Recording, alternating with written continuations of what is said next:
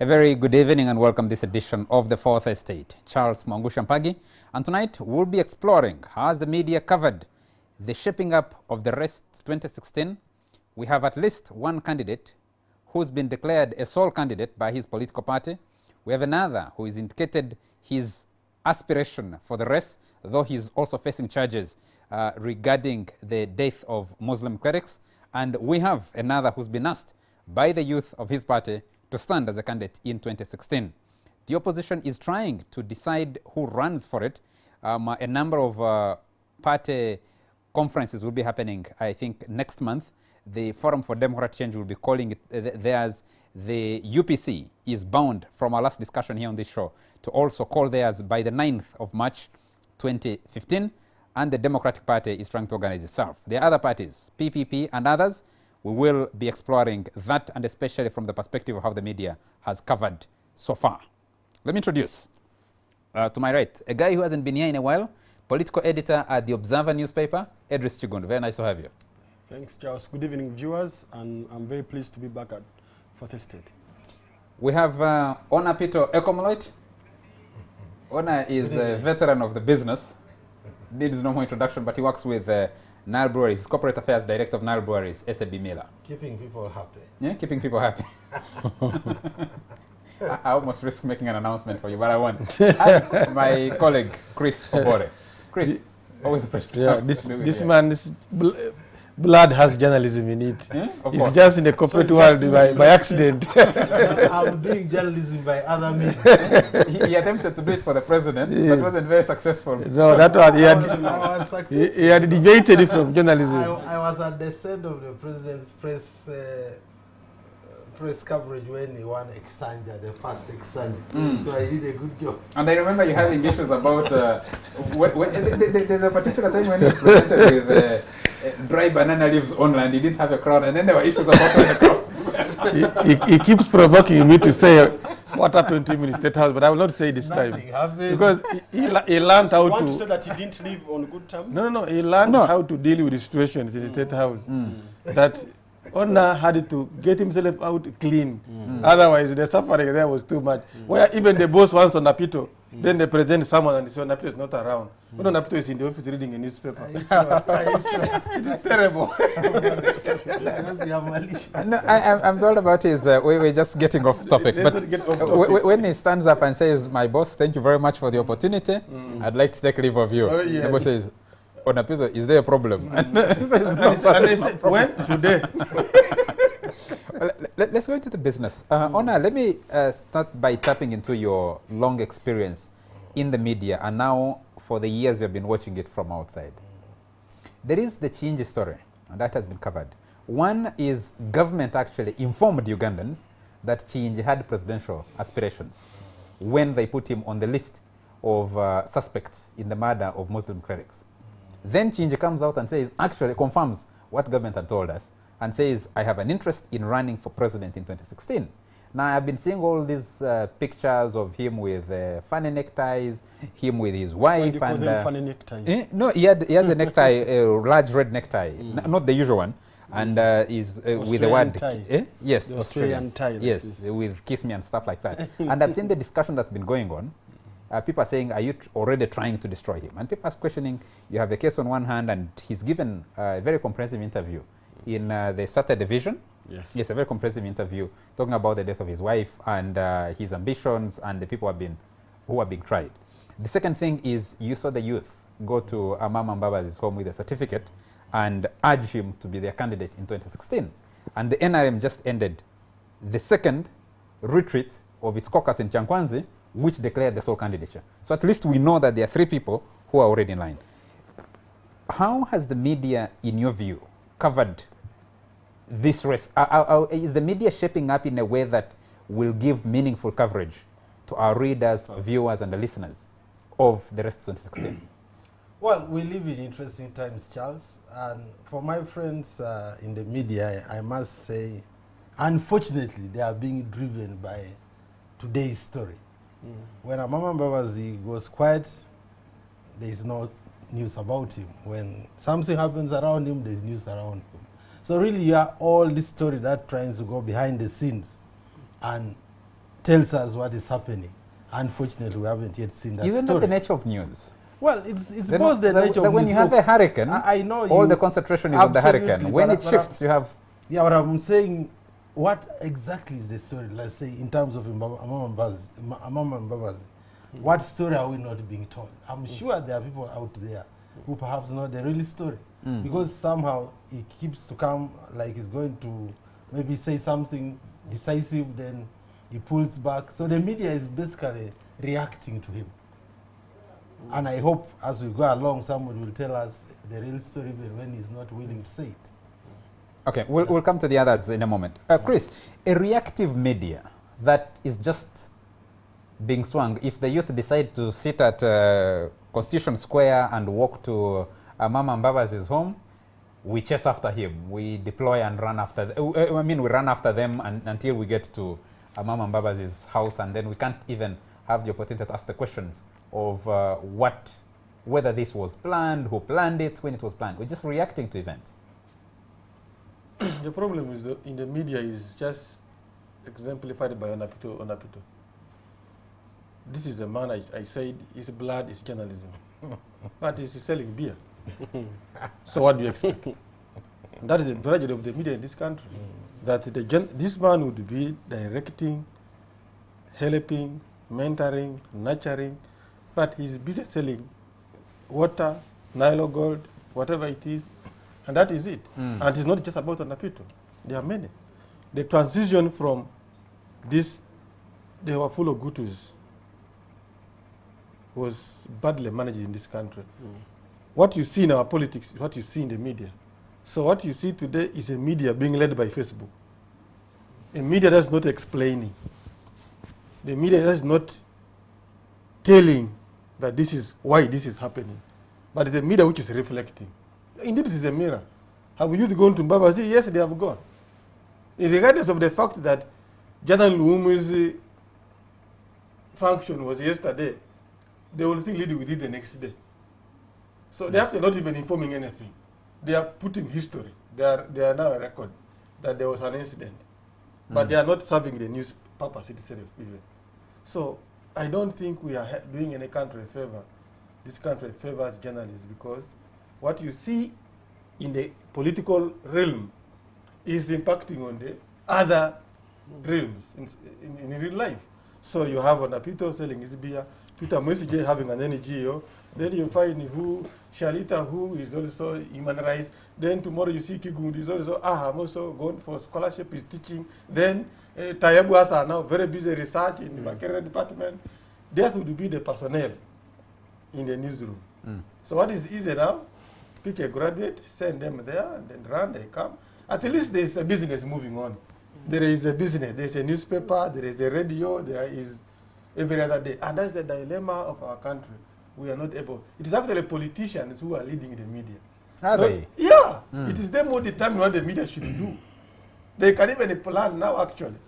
They know, if we do this, this is what the media will do. And actually, they now have their flag posts in the very house. They even know what do we do, how do we set it up. In fact, they even know headlines before the story has come out. Before the writers know them. What do you do? Interesting. In a circus. You are in the trenches. And I think, to your credit at the Observer, I have seen, sometimes you see the New Vision run a detailed series on Jan and Luom. The Monitor did the same to run those series and trying to get the actual news and reporting it as news. Why is it, you've listened to the criticism from Onapito, from Chris Obore, and from other people, you meet it on the street. You are the guy who's still in the trenches trying to get the news. What is the biggest challenge? I think to some extent I will agree with my brother Chris about the caliber of journalists and the state of the media in this country. I mean, with very many of the senior people like Ona leaving, certainly it hasn't left the media in a very good position in terms of seniority and experience. That means that to some level, there are certain kinds of stories that maybe the media today may not be able to do in the kind of depth that our readers or the viewers would expect.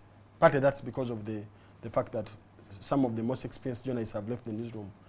But to another extent, I think I'm going to disagree with Chris, where he said that, I think it was Chris where he was saying that we're allowing politicians to sort of lead us into what we are going to, into what... You're no longer setting the agenda, yeah. But like traditional media is yeah, supposed but to you know the media, I think there is no event that, in my view, that is so small for the media to cover.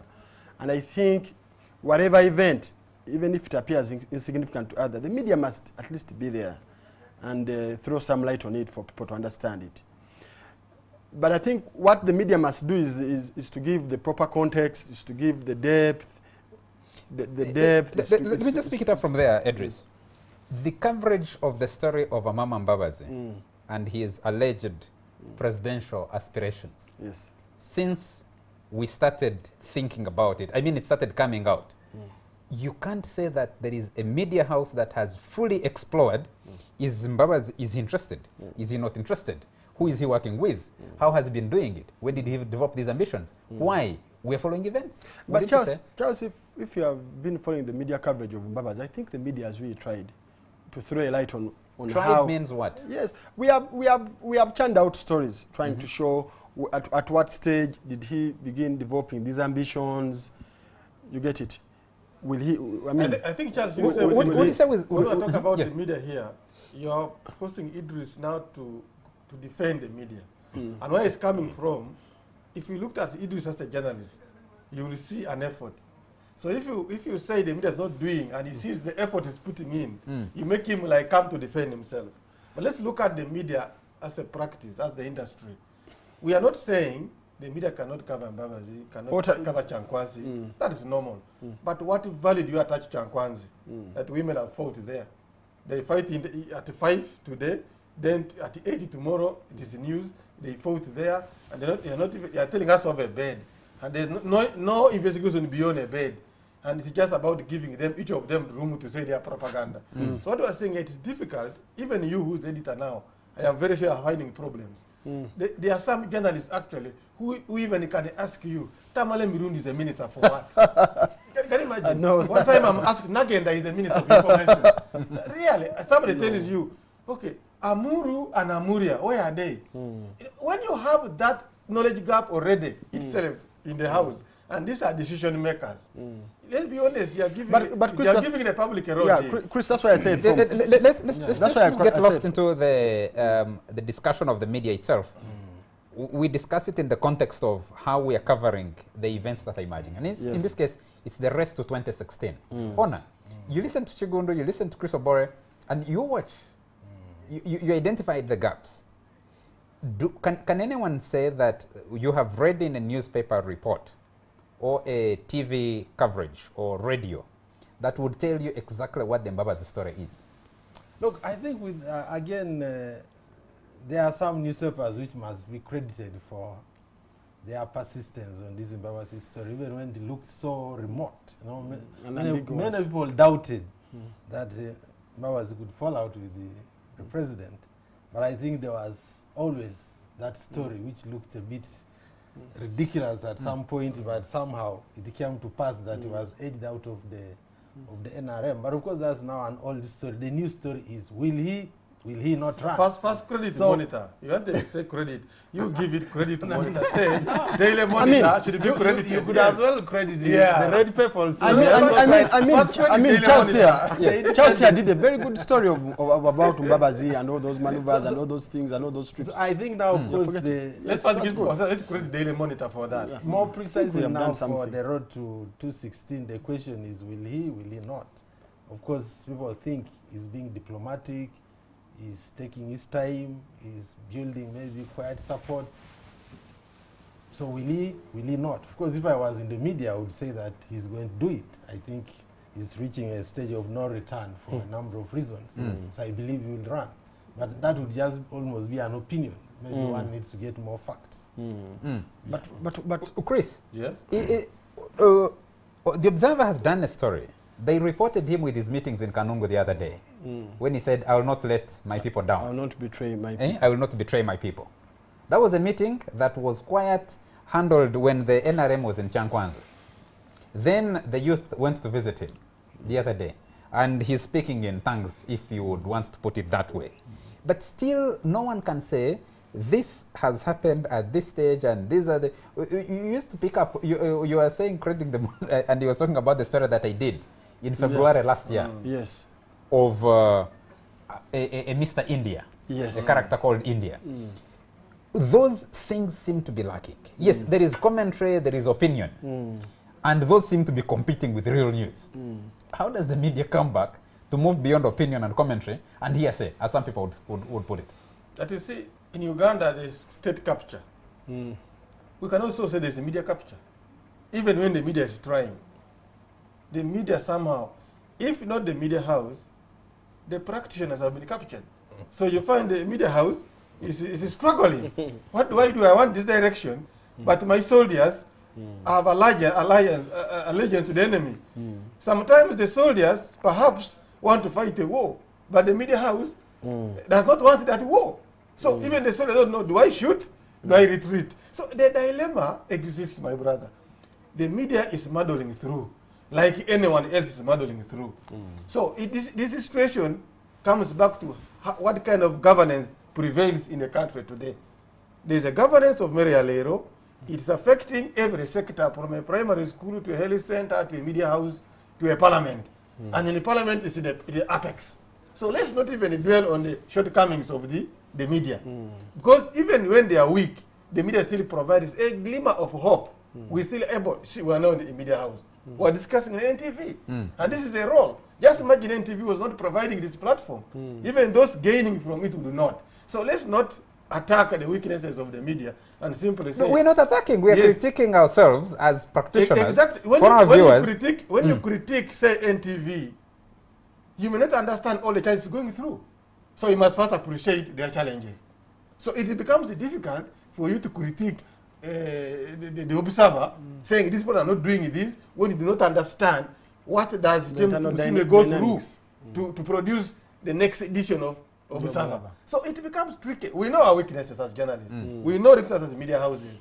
But we are saying maybe if there was a better governance system, we wouldn't be facing these challenges as we are facing now. If we had good parliamentarians who understand that for you to rule, you must have professionalism prevail. I think even more precisely, I think the public or the country also takes blame for this.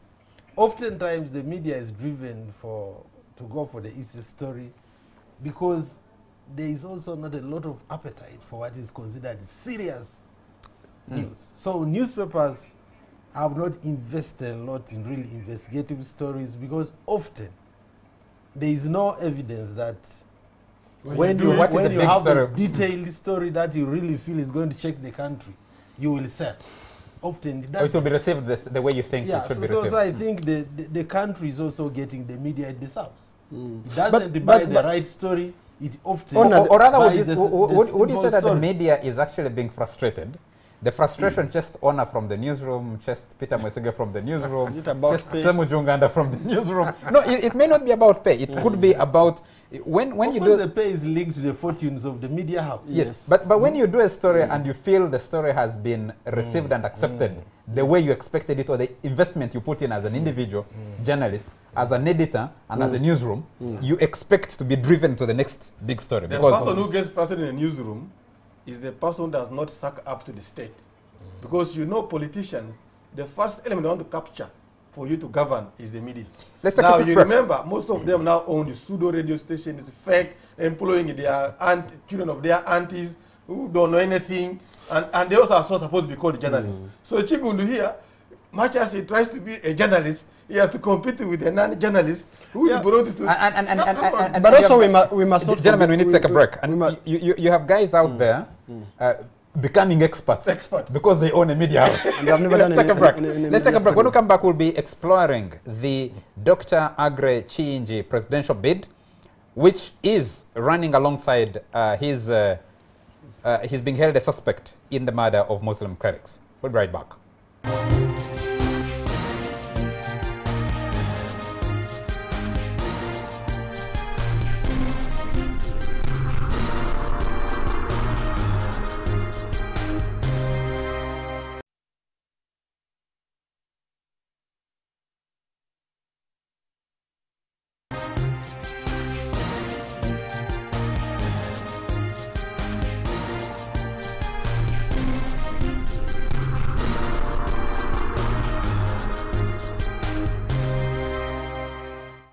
I believe that this is a topic we'll continue to discuss. How is the media covering the rest 2016?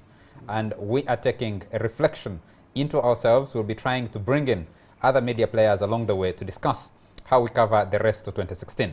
Gentlemen, we'll be going into discussing Dr. Agre Chiinji. He's being tried because he's already on the list of those of the suspects, and there's been talk about getting Interpol to bring him over here. But he's given a very comprehensive interview. He released a YouTube video explaining his position, which came out midweek.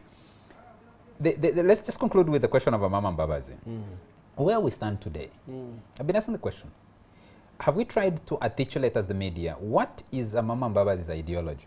What does he stand for? The people who support him. Will he not find the moment to actually declare a presidential bid? Chigundo. Nice question. Even me, I've always been asking myself, what does Amama stand for? If Amama Mbabazi is going to contest with assuming he's going to contest with President Museveni, what is he going to say he will do differently from what Museveni has been doing? Because we have to know that a lot of policies, out of these laws, out of these programs that we see in the country, he played a big role. He was an architect in so many of these. So how is he going to try to delink himself from either the failures, particularly from the failures of President Museveni?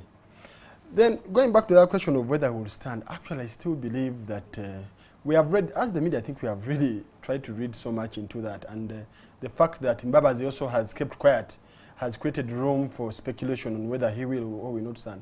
But personally, I still believe that Amama won't stand. When push comes to shove, I don't think he has the guts and everything to stand. I think he's going. I think we are always going to be in that situation where he will say, "You see, wait for me. I'm going to make that important announcement," and the announcement won't come. The other day we saw when these kids went there. Actually, we are still talking about it. Some of the youth, poor youth. The poor youth. One of the youth tried to address him as His Excellency, and said, "No, don't address me as such. You get it." He's fearful, and until he comes out and says something, I think. I don't think we should in his favor or against his aspiration, if he has any. For the time being, I think it's working in his favor. There are people actually in NRM, functionaries, who would want him to stand. It presents an opportunity for many of them to make money. You know, if Amama Mbabazi were to stand, you suspect President Museveni will pour a lot of money into the elections. You suspect President Museveni will panic and pour more money? Yes, into the elections. There's already been talk that he poured a lot of money since February. Probably about more than 80 billion. So there are people actually who wish that he stands, because I mean there will be a lot of money to go around. But personally, I don't think when push comes to shove, I don't think Mbabazi will throw his hat in the ring. Mbabazi is so calculative. I think Mbabazi has been here. He's very calculative, and the other thing is that he's an intelligent man. Mbabazi has been here long enough to see how the president has treated many of the people who have come out to stand. And for someone like him who has worked closely with Museveni and who probably knows much more, Mbabazi, there are so many secrets, intelligence that Mbabazi knows. He knows that the stakes... Oh, we assume that he knows. He knows. I mean, so many of these things. I mean, he has been sent to missions, someone missions abroad. And probably he knows how the president would react if he came out to stand. And I don't think he has the mettle, the capability maybe to withstand the kind of treatment that may come. The story of Amama Mbabazi and the making of the Mbabazi presidency, largely by the media, he has kept quiet and left everybody speculating. No one can stand and say, now, for certain, I am sure he'll stand. You hear all sorts of versions of stories. Does it help him? Because it has shielded the scrutiny into what ideological pedestal he stands on, if at all he intends to. Another thing is that this might be his way into quiet retirement, and we're speculating. Do you think that announcement will come? How do you see this story getting resolved? The Mbabazi story will depend on how the America feels about post-Museveni. Because what I know is that Americans had begun thinking Uganda after Museveni. And perhaps clearly, because of the close relations Mbabazi had with Museveni, they were convinced that this is Museveni's heir apparent. And perhaps maybe gave him the impetus to start the mobilization for presidency. And also, of course, the too much connection with China and the Asian countries came along, brought in some financial dividends. And you know, with the money, it can also bring in other things. self-actualization also comes in. Money is not a problem for Mbabazi, at least at a personal level. After Garuga Musinguzi mocked him in that 2001 election, that who are you? I think he went to work and discovered that I am now who I am. So if the Americans still feel that they need him to forcefully change Museveni, then we are going to see a lot of that coming.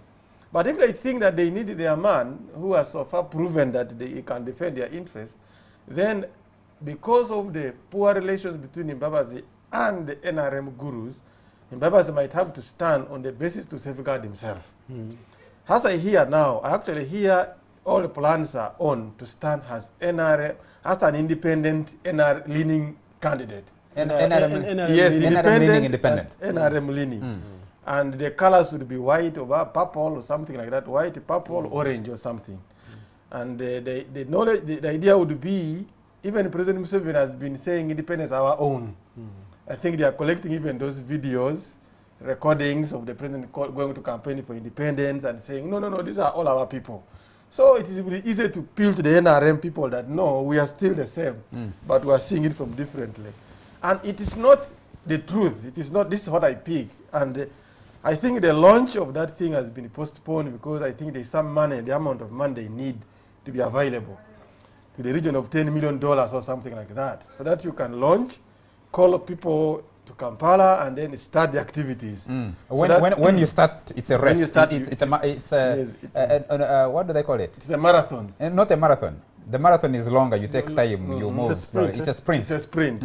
So those are all theories coming up. So if it is true that that is what is doing, then we are going to see Mbabazi declare as independent candidate, depending on how the opposition who is dealing with agree to ally with him. But so far, his chances are being dimmed by the fact that there can never be a coalition in Uganda because people are driven by Mfunirawa. So there are those who are going to still continue to stand even when Mbabazi stands. But it's just about Mfunirawa because, Honor, people have been asking, who has the better credentials?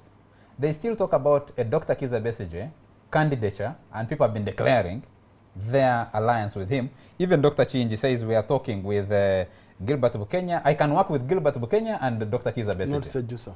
There is, yes, but not Sejusa. There is Sejusa, whom some people speculate might actually declare a run.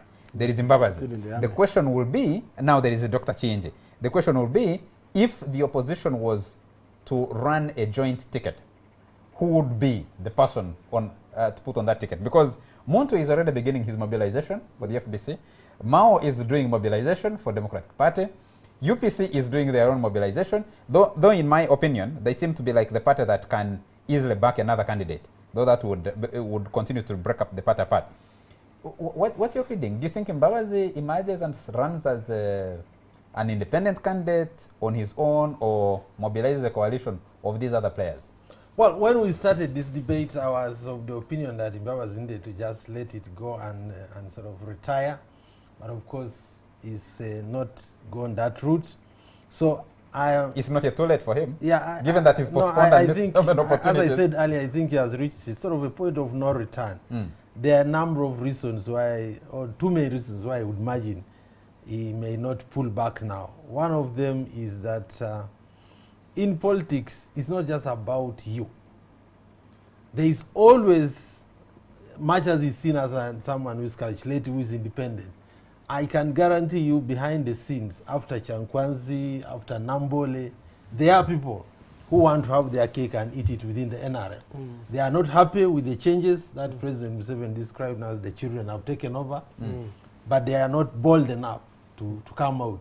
So they are now fanning Amama Mbabazi, massaging his ego and saying that he should go for it. Who are those? Because look, that's what I'm saying. There are people, that's how politics operates. No, but you say there are people who will tell you, we shall come out, we may even give you some money when you declare, but they may not come out. Just a moment. I thought I was explaining why I think he will run. You said he will not run because he's a coward. Yes. But I'm giving you reasons why I think he will run. run. The other one is, he has already indicated that he feels a sense of injustice towards him, that he has been evicted unfairly out of his party.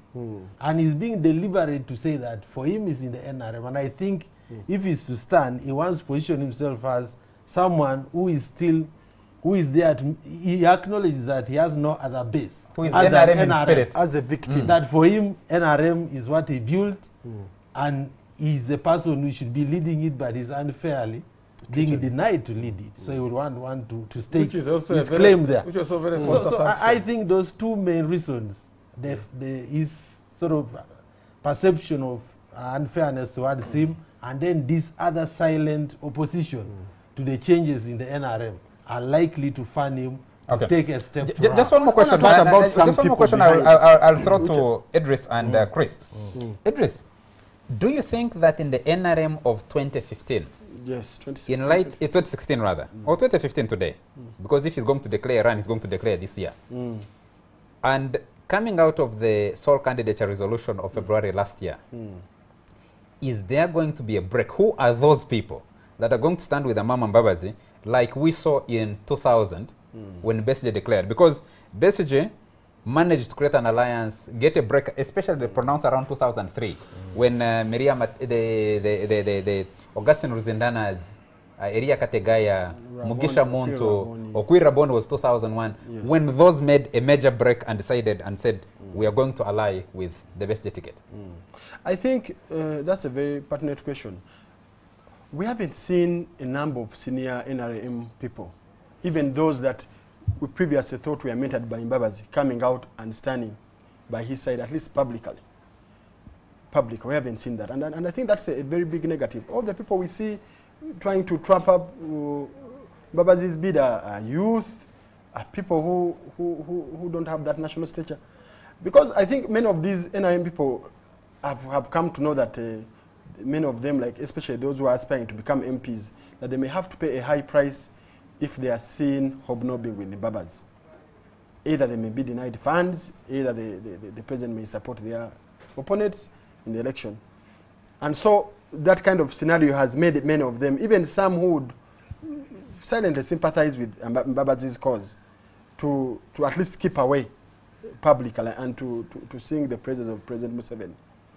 But having said that, I don't think also Mbabazi has helped his cause personally by trying to be a little bit very academic and safe.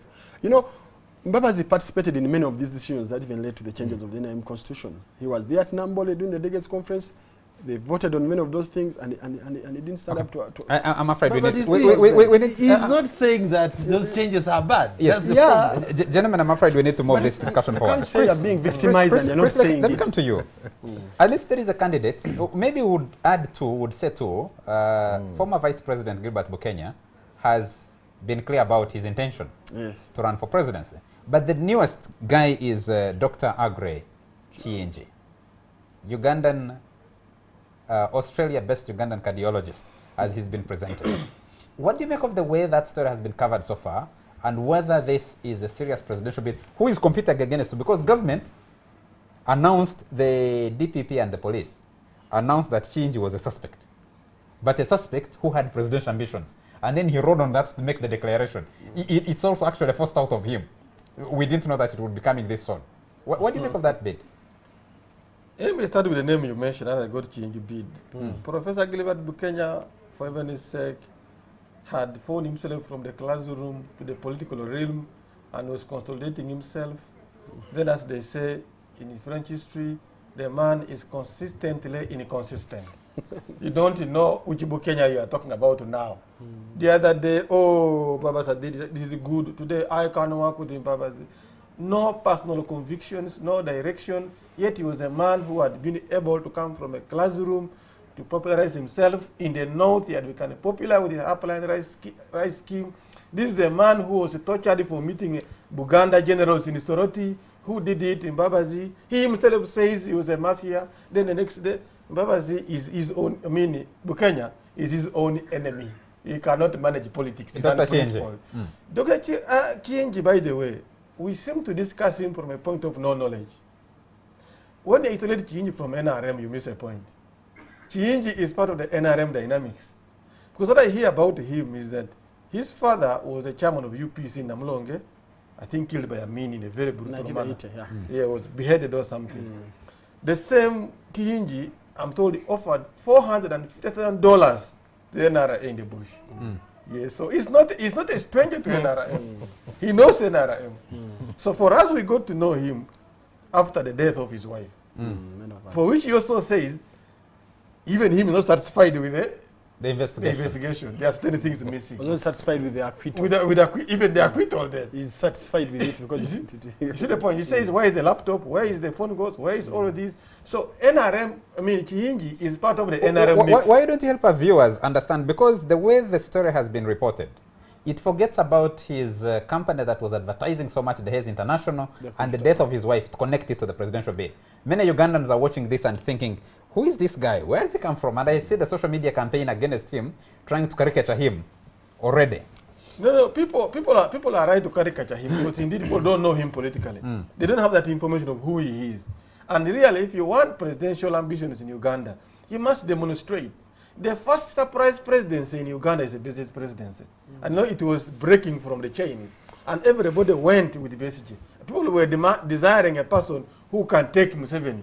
And he was a soldier. So no, other than the Besigye, no one is going to come from nowhere and expect people to follow him and say he's going to help us. So Chihinji didn't do himself a favor by not even speaking when at the time he was supposed to be speaking. Now you just come and announce your presidency. People will think, wait, are you trying to deal with people?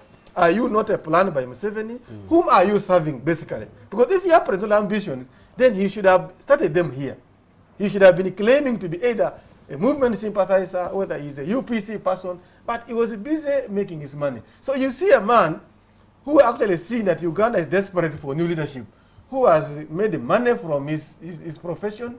He's a cardiologist. You know, the money cannot do much. He's old. Perhaps he doesn't know what to do with the money.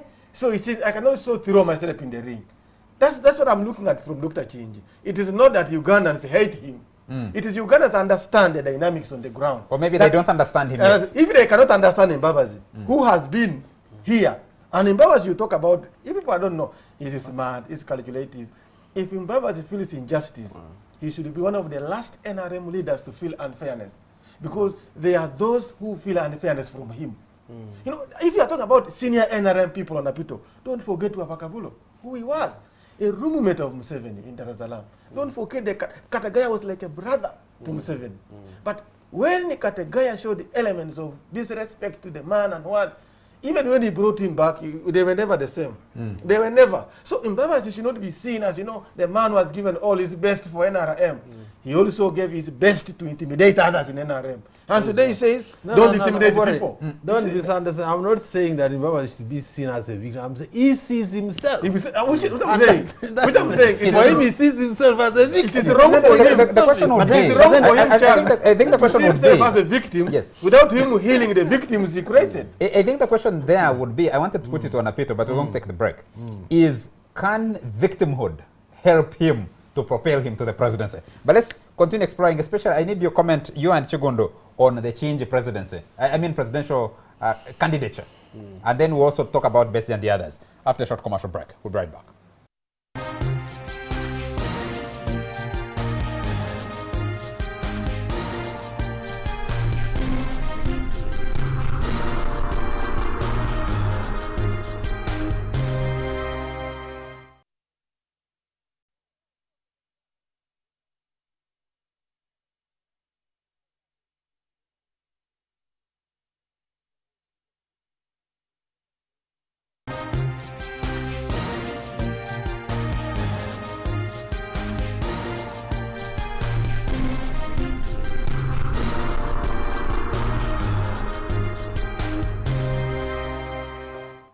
Welcome to the last segment of the Fourth Estate. And now we'll continue and conclude the question of Dr. Chihinji and tie in the other aspirants, Sejusa, Bukenya, Besigye, Muntu and the others, and Norbert Maus and the others.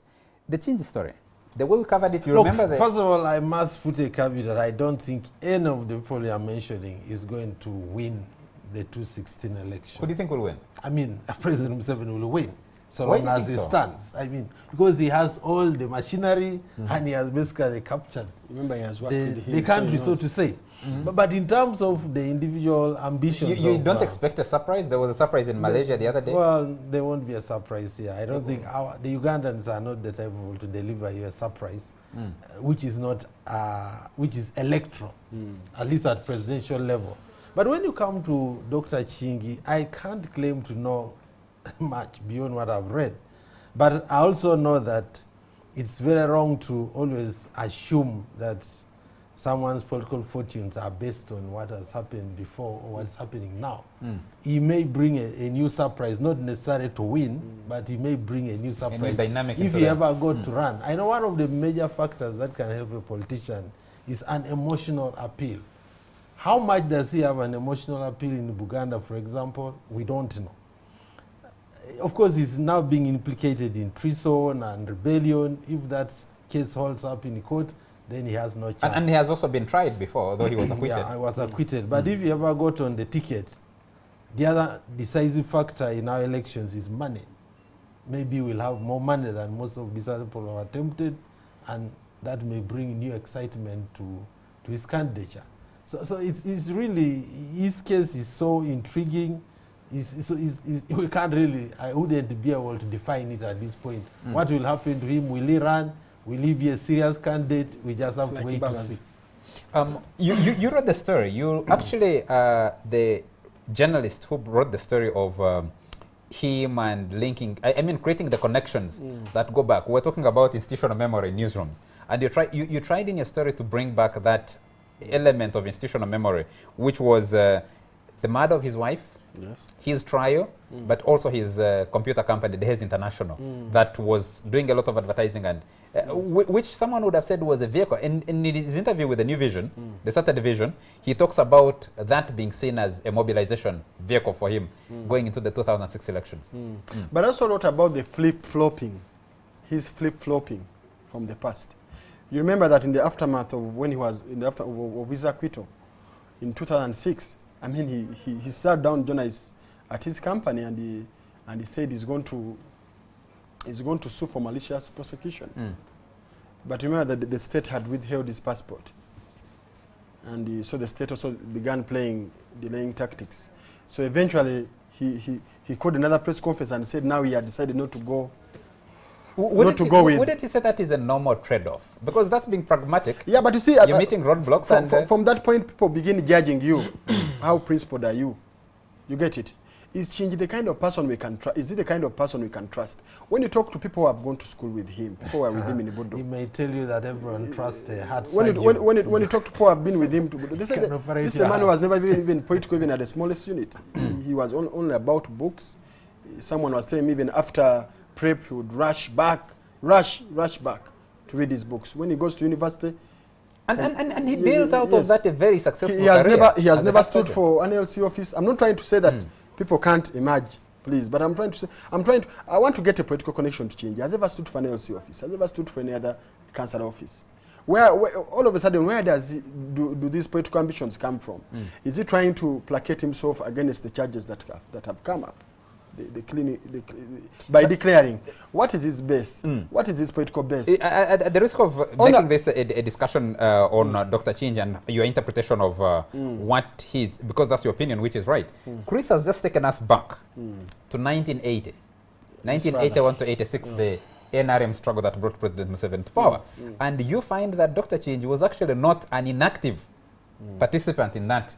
He was an active contributor. He refers to the late Yusuf Lule, who was the first NRM chairman of the NRM. He refers to the late Dr. Samson Chiseka and says, these people understood my contribution and my connection. And Chris has brought it and said he actually made financial contributions. So if you're tracking his engagement with the politics of this country, you're dating them back now, to the early 1980s. I'm talking about active engagement. You know, so many people made contributions. So many businessmen, so many people made contributions during the NRA war. Of course, some were businessmen who decided never to, some were academics who never joined politics. For me, and I don't think we should look at that as to prove that he's solidly engaged in politics. But I'm saying, has he ever offered himself in an electoral process before? And second, there's this issue of the dual citizenship that I think the media hasn't reported about in respect to what the law says in Uganda. Of course, one option is for him to renounce, because the dual citizen can't occupy, we all know, for the highest of the office in the president. land. Yes. One option for him, unless he renounces the Australian citizenship. His interview suggests that that's something he can sort out. It's something he can sort out, Takes but how about long? 2 months. Yes, it takes about 2 months. But the most important thing is what will determine whether he will stand or not will be the charges. I think so. Okay. Charles, For as long as let the us charges not beat prolong about and- the bush on these matters. We are not even going to waste our time on Chinji or Mbabazi. Any presidential election as of now, without Dr. Kizza Besigye on the ballot paper, will it be a process to escort him safely to State House? And he was Whether going you for talk that. about Mbabazi, talk about Chinji, look here, Besigye has brand presence. Besigye has demonstrated that I am actually ready to suffer for you. And there is evidence, there are scars on his body. Emotional appeal that was talking about. There are people who live, breathe, smoke, smell, eat Besigye. Up to the village level, there is brand presence, brand Besigye with old women. So they need to brand Mbabazi himself tried new. through his, you call smartness, pick some northern people, take to China. But those are A-class people who are looking for opportunities. There are some youth he took there as a penetration strategy. Well, they may come out to defend their scholarships, defend their placement, but the old women in northern Uganda understand either Museveni or Besigye. So it's the only thing Mbabazi brings, if he contests, is the financial power that Besigye campaigns have always lacked. But that financial power If Dr. is not Chinji also enough. brought that financial power, But he has like no owner- brand ownership. presence. No, but some people don't even pronounce the name Chinji. That's what I'm telling you. Nobody knows. Some women might even come and say, "Are we going for? I have a heart problem. Can you help me?" Because they don't know it. And he'll help so, them. and maybe Yeah, you help and- them, but they will and not by help the- you. and by- and the- So the point is, it is difficult for us to lie to people. The situation today, whether you talk about Otunu, Mao, And by the way- Pastor Muntu is okay, will go and preach the whole country, but the people will vote either Museveni or Besigye. And It do- is- and do by you that see- to add to from your to add to- information, to add to what Chris just is hold it a talking. moment. Hold it a moment.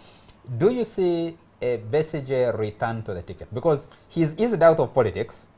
They accused him of trying to occupy the same space as the new leadership at Najana Nkumbi. He's kind of eased out. No, don't even say NRM fought out Besigye from FDC. That's another dilemma. So I think he's just saying, I am tired, let whoever comes. And I think he's trying to throw his ring behind Mbabazi. Which I'm saying, Then Mbabazi or Muntu.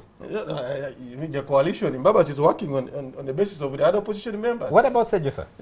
What are you talking about? That's serious. But don't even provoke me. I told you here, Sejusa is like a kid who has cried and now is tired, is just there in the state of Honor, inertia. as I try to bring this show to an end, there are candidates who are exploring their candidature through a coalition. This we can set for a fact. Sejusa thinks he can lead a coalition. Amama Mbabazi is working possibly to lead a coalition. Kizza Besigye, because he's no longer leader of the FDC, though the FDC constitution does not bar him from contesting, because they leave the presidential candidate open. Besigye is one of them. I think Muntu,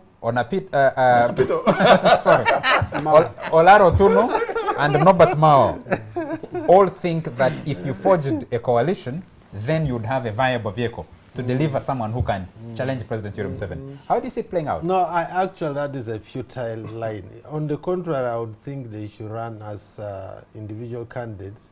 And then they Because split the vote? I know the voting in Uganda is always largely going to be on what I call the emotional appeal. If they could concentrate on a certain geographical or demographic groups where each of them has some relative strength, they may be able to eat into the president's majority. But you just put one person who can easily be lumped into one problem, and then he loses everything else. You, as an opposition, you lose everything else. So that coalition thing does not really help, especially if you are aiming for a second round, which is the only feasible way of challenging President Museveni. Maybe when you have a second round, people may start doubting that they start believing that it can be defeated and they swing to you. But to think as a head-on, anybody taking President Museveni is always going to be around 35% of the vote. Well, if you look at the actual As- votes as that one President Museveni individual. gets, you find, but if you look at it broadly, Chris, Daniel Arap Moi in Kenya managed to win elections not because he was the most popular candidate, but because the opposition was extremely divided. And there have been a number of opinion polls in this country that suggest that if the opposition put up a credible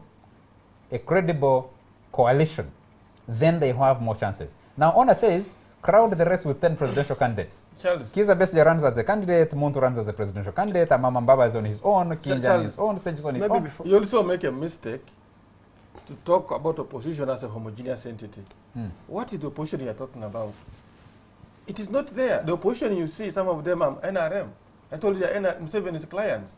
If you look at what happened in Chankwanzi, even in NRM, people have given up trying to fight for what is good.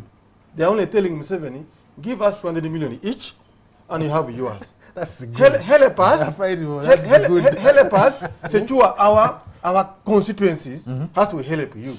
In fact, it took Museveni himself to say, this overzealousness is too much for me. The people are looking for money to safeguard himself. So when you talk about the position, Gentlemen, yes. gentlemen, if you force politics to a negotiation table, I think that's the most pragmatic of politics. Very to good, say, very good. This is what I need. Very This is good. what you need from me. Give me what I want, I give you what I Very want. good, Charles. Yes. Very good. Very good. You are looking at negotiation for individual good. Politics should Isn't be that where it starts? Listen, politics should be negotiating for public good. Through public good, you can achieve your individual good. In this case, you are seeing a bunch of greedy, selfish fellows confined in Chankwanzi, trying to deny Ugandan health services by saying, give us 20 million each, we give you presidency. And those you call leaders, you call it negotiation, that is looting. Those are thugs. Chikondo, No, those are thugs. come into this discussion. Yeah. Politics the world over. One starts with a lot of individual greed. There are very few politicians all over the world who go in for the public good. That's a fact we must admit to first. But if people went and said, give us what we want, we give you what you want. Even the constituencies that Honor is talking about, I wonder why these politicians, we can't have a discussion that says, Honor Pito is strong in Teso. He can bring the Teso block. How he delivers that Teso block to a national discussion platform is a question we can explore now. Does he bring it as an individual, or does he bring it into a coalition of opposition? Yes. But okay, thanks, Charles. But you see, talking about that issue of coalition and whether people should look at who brings what and where, from which region, I think personally, I think the most important element that Honor hinted about is that I think we lack, even among the opposition, apart from Besigye, we lack another leader who has a national appeal, which you can say close to national appeal. If one person can deliver Teso, so what if you can deliver Ankole and you can't deliver Uganda and you can't deliver, it won't help you in your chances of becoming president. I think what is needed in this country is, even for the opposition, is to get someone who sort of can be cross-cutting, whose appeal is beyond, because if you try to play politics, I think in Uganda, I don't think it works in Uganda. It may work in Kenya, but by the tribal and that kind of card, I think Uganda is about negotiation. I want to put this point. If you're saying it begins with negotiation, I want Komoloid who comes from Teso to negotiate with Museveni and say, Your Excellency, you want Teso votes. We want Soroti meat packers working. We want our potatoes today, which is to me a problem. Cheating peasants in Teso are rotting in the gardens, and they sell them on the roadside cheaply. We want a potato processing But plant. politics, Chris, should be about national issues. Can now come on the basis that I'm coming to negotiate in the Chankwazi for Teso. Then I ask Teso to give you the vote. Okay. But if you say, come and negotiate for what you say. But if Honor wants to be a national candidate, then one of the things that, yes, speaking up from what Chigunda said, one of the things that defined the politics of even President Yoweri Museveni in his earlier years was to negotiate with powerful individuals representing certain constituencies. That has been broken apart. Bushenyi was a solid, Great Ankole was a solid constituency. Now, the only constituency you can speak about as maintaining some kind of homogeneity is the Chigezi sub-region, where Mama Mbabazi comes from. Then you drop Amama Mbabazi, you bring in you bring in Rugunda, and you divide that. A man like Tumusime Mutevile doesn't know which side to fall. Amos Inzai was Amama's friend, but he's Amama's friend, but he's also Rugunda's friend. In Toro, you would talk about people like Tom Butime or the late Tom Rubale. There was a Tom Rubale who was a minister sometime back. Those brought solid constituencies and put them on the table. On that basis, you would be able to negotiate. Buganda would negotiate, Teso would negotiate, Karamoja would negotiate, Acholi would negotiate, Lango would negotiate, West Nile would negotiate. As entities that came together on the negotiating table and says, this is what I'm bringing, this is what I want for my people. If you can promise this, then I will give it to you. That no longer exists, is no longer viable. So when you're talking about people standing and bringing those constituencies. And that's precisely what we need. You know, I'm a very strong advocate of what I would call positive tribalism, positive regionalism, where we recognize these geographical, ethnic groups for what truly they are. Because they are real. They're already having strong identities around. Are they still there? Around others, even in this city, around funerals, around weddings, around what people value them. But if you had strong politicians from those entities who can actually constitute national interest at the end of the day. Yes, that's the most important thing. I mean, it works. No, but you're talking in terms. In terms of if clauses. If that if. Can it work for an election next year? I think what I don't like is people automatically to demonize any attempt by one to be a regional leader first and foremost. To become a consensus leader who is heavily supported in a certain region across the world. This happens. Okay. You find in the US, for example, there are people whom Obama has to quote because they control certain states historically, and it's what constitutes national politics. Chris, I think you'll have the last word on this because we need to be getting out of here. The Americans have what you call IPAC. That is the Association of the Israelis. Very powerful. You cannot do without a negotiation with the coalition of the blacks, which still survives from the days of Martin Luther King. It's a very actually preceded him. National Association for the Advancement of Colored People. Yes, you have IPAC, you have that one, you have all these sorts of constituencies. In Uganda today, it is difficult to mobilize those constituencies because they have been broken apart. President Museveni talked about it calling Balkanization of Africa, but he Balkanized Uganda in the process. What Museveni talks against is what he practices, if you didn't know. Okay, your last word because our time is out. That's why I'm saying, Charles, once you own the country, you can't achieve that when you have these guys going to Chankwanzi looking for 200 million each. When 300, 200 million each. When their grandmothers have no pads. And they're asking for 200 million. Those fellows, that kind of citizens, we don't want them. If you also want to know, after 2016 election, Charles, this economy is going to go down. Because even those who are challenging Museveni are challenging on the basis of money. Museveni is going to respond on the basis of money. The question is whose money? For me, the solution to this country, they are lucky that I'm still a media person, I'm here. Should I ever dream and say, God, lead me the way, I will be Jerry Lawrence. I have people I want to shoot in this country before anything comes back. Because if you want to function in Uganda, Charles, positively, through negotiation, you will not. Because these are the same guys. They are permanent secretaries, they are ministers, they are business people. They are the ones who will come to negotiate. And they can never negotiate away their selfish interests. The only way, be a sacrificial lamb, Kuriso Bore, a Jerry Rawlings of Uganda, pick a gun, shoot them one by one, and hand over power to young people. Are you making a declaration? Yes. That's the only way. This fellow's here. Our time is out. We need to get out of here. Thank you very much, gentlemen, for making time for the show. Thank you very much to you, all our viewers, for joining us tonight. Join us again next Sunday for yet another exciting discussion right here on the Fourth Estate. Have a good night.